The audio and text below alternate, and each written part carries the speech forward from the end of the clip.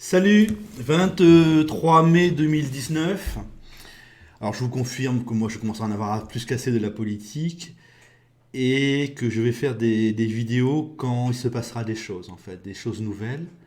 Donc là, deux choses assez importantes depuis 3 semaines.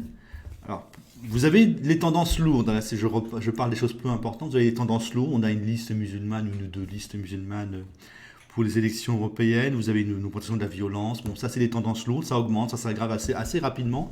C'est ça qui est remarquable. Mais vous avez deux choses nouvelles très intéressantes. Donc, au moment où le mouvement des Gilets jaunes s'étiole, le syndicat France Police indiquait 60 000 manifestants. Macron nous fait un discours et il lâche 17 milliards.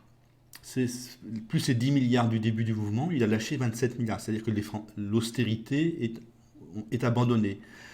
L'austérité, c'est une marque de fabrique de l'Union européenne. La France refuse l'austérité voulue par l'Allemagne. Donc c'est encore un pas en avant très important vers la fin de l'Union européenne. On est dans quelque chose qui, au fond, n'existe quasiment plus. L'Union européenne, ce n'est plus qu'un mot, une sorte d'habitude, un refus de voir que cela échoue. Donc là, le fait que Macron abandonne l'austérité, le fait qu'on n'arrive plus à tenir nos comptes, c'est très très bien, hein, c'est très très bien.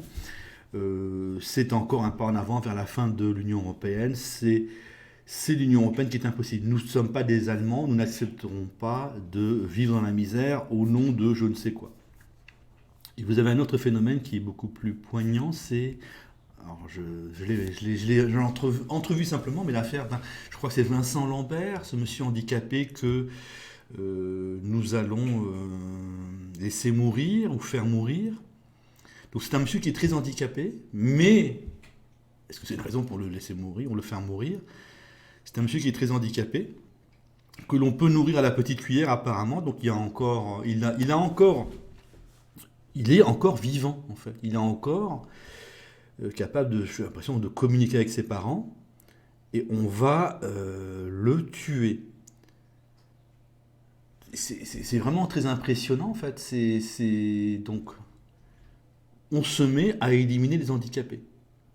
C'est normal, hein, nous ne sommes plus catholiques, le christianisme se disparaît et on revient au fonctionnement habituel de l'être humain. Hein.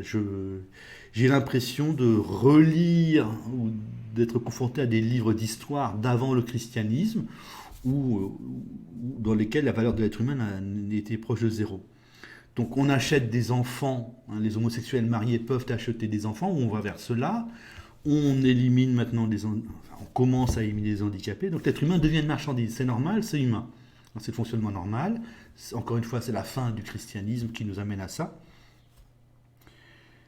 Et finalement, bon, c'est monstrueux parce qu'on commence par éliminer un handicapé, on va finir donc par éliminer tous les handicapés, puis on va éliminer les gens un peu handicapés, moins rentables sur le marché du travail, puisqu'on a fait le choix du chômage de masse. On va finir par dire bah, il faut éliminer tous ceux qui ne travaillent pas, tous ceux qui ne produisent pas de richesse. Bon, alors il n'y a pas de complot quelque part. Vous avez tout simplement les bobos qui appliquent leur mentalité. Euh, donc vous avez l'euthanasie qui vient à la mode. Bon, c'est normal aussi. C'est le christianisme, le catholicisme qui s'effondre, qui disparaît. Donc on prend le contrôle de notre vie. Là aussi, on peut retrouver des choses de ce genre dans les livres qui traitent de l'histoire de la Rome antique, hein, de Rome de l'Antiquité. Mais, donc, c'est ce choix, hein, de mourir, de décider de l'heure de notre mort. Eh bien, vous avez les dominants qui décident d'éliminer maintenant des handicapés. Et on est parti pour donc une marchandisation absolue de l'être humain. Bon, ça, je crois que c'est peut-être nouveau. Ça, c'est une tendance certainement, hein, c'est certainement une tendance, mais ça se voit. Voilà, pour la première fois, ça se matérialise. J'ai l'impression. Donc, c'est absolument effrayant. C'est à la fois normal, banal et effrayant. Le monde des progressistes devient de plus en plus sordide. On mutile donc des gilets jaunes, des Français pauvres quand ils râlent. On commence à tuer des handicapés. On achète des enfants ou on veut acheter des enfants. On fait venir des musulmans, ou on laisse des musulmans se comporter de façon scandaleuse. Bon, c'est quand même assez bizarre que ce monde de la gauche est tellement laid, tellement médiocre et qu'elle arrive à avoir autant d'électeurs. Voilà pour les deux grandes nouvelles depuis 3 semaines. Les Français mettent fin à l'austérité et cette affaire Vincent Lambert qui me paraît nous faire plonger dans un monde d'élimination pure et simple, d'élimination pure et simple des faibles. Et c'est dommage que la gauche ose encore se prétendre progressiste, que Macron ose encore se prétendre progressiste. Macron, dans cette affaire Vincent Lambert, a détourné les yeux, il n'est pas intervenu. Là, il n'avait rien à dire, bizarrement. C'est bientôt les élections européennes. J'y réfléchis un petit peu, donc je suis optimiste, non pas à court terme, mais à moyen terme. Je suis très optimiste en fait. Normalement, je devrais vous faire une vidéo là-dessus, vous montrer l'évolution. Je vous parie que pour les élections européennes, on aura une évolution tout à fait logique. La droite confirme son affaiblissement. Là, je suis en train d'improviser.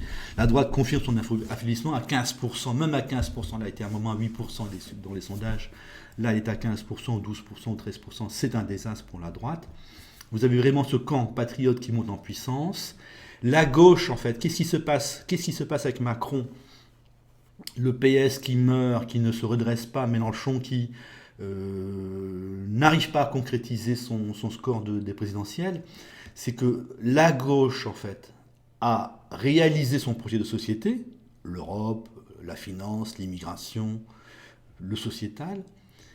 Et comme c'est réalisé, et qu'en plus c'est d'une laideur absolue, c'est repris par les centristes, donc des gens qui n'ont aucun idéal en réalité, c'est l'argent plus les valeurs de gauche, et la gauche elle-même n'est plus capable de nous faire rêver. La gauche se meurt parce qu'elle a réalisé son rêve, qui est un rêve sordide, de soumission à l'Allemagne par exemple, de chômage de masse, de précarité, d'adoration du noir et du maghrébin. Alors je n'ai rien contre les noirs et les maghrébins, mais de là à les adorer, c'est fatigant.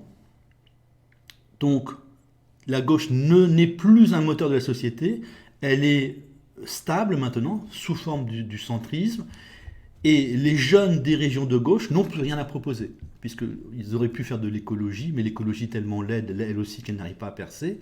Et ceux qui montent en puissance, le projet alternatif, c'est le projet patriote. Vous avez la droite qui accepte, par sa médiocrité, de se suicider.